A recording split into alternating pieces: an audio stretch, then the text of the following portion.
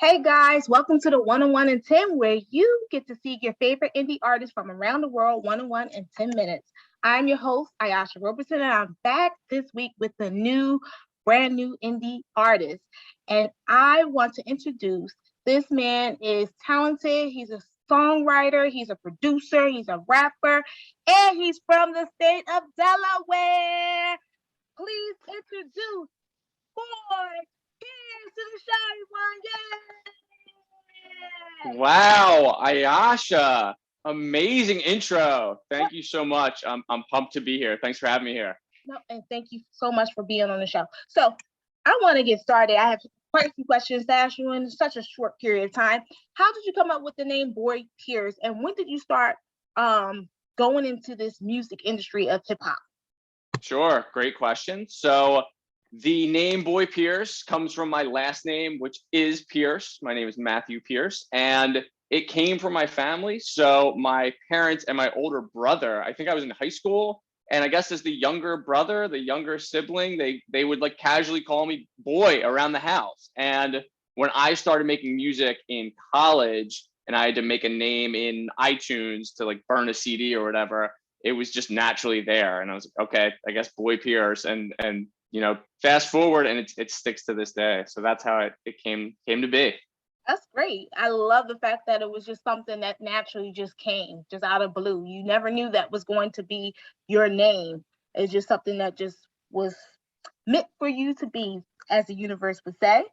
So, Yes. how did you come up with your musical influences as an artist? Who has influenced you?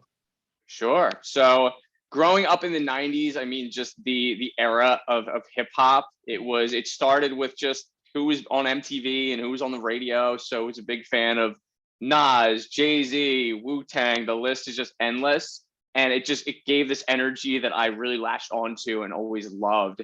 And lately, I guess as the years progressed, people who are underground, people like MC Lars, MC Chris, Mhm. Mega Ran, just these more underground guys I really latched onto and have even collaborated and opened for some of them. So that's just a little tease of my many influences. Yeah, and I definitely see that because I feel like when I listen to your style of music, it definitely has a lot of 90s and also a little bit of Mm, 80s influence as well. It's um it's more of, I like to say it's more light type of music. It's not always talking about, sometimes I think hip hop talks too much about death and so much darkness, and we don't sure. have enough of that, and sometimes in our own reality. And I think when I hear your music, it feels really light, really flowy.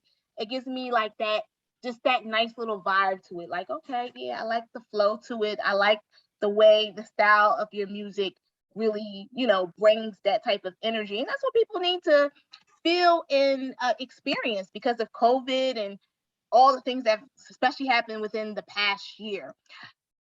Now let's talk about Yes. your latest single, I should say. It's called Mixed Goods. There's quite a few tracks on that album. How did you come up with the title of that album? So the title was because I had just finished a year in 2019 of just a lot of different singles that I was coming up with. I did a series called Park Tour where I rapped in a bunch of different parks across the United States and just kind of did random, kind of raps. And I also released a lot of singles. And I still love the vehicle of an album to push your music. And so at the beginning of 2020, I wanted this mishmash, if you will, of different themes. Like there's a song about the best movies of 1994, but then there's also a song about Happy New Year. Then there's a song about Times Square. So I Yeah, thought Mixed Goods was just my best way of just condensing it into, a delivery to the fans. I like that. I would never even think about that, but it is mixed goods because you got also East Coast, West Coast on that same track as well, on that same album. So it is a bunch of mixed goods. So guys, make sure you check that out on Spotify because that's where I hear a lot of all your music on Spotify. And can you tell me a little bit about how has your music has evolved in the past couple of years since Mm. you've been an artist? How, how has it evolved from what it was a couple of years ago versus now? Great question. So it's really evolved in that I've taken the reins over as the producer, as the sound behind it. I've always loved mixing my own music.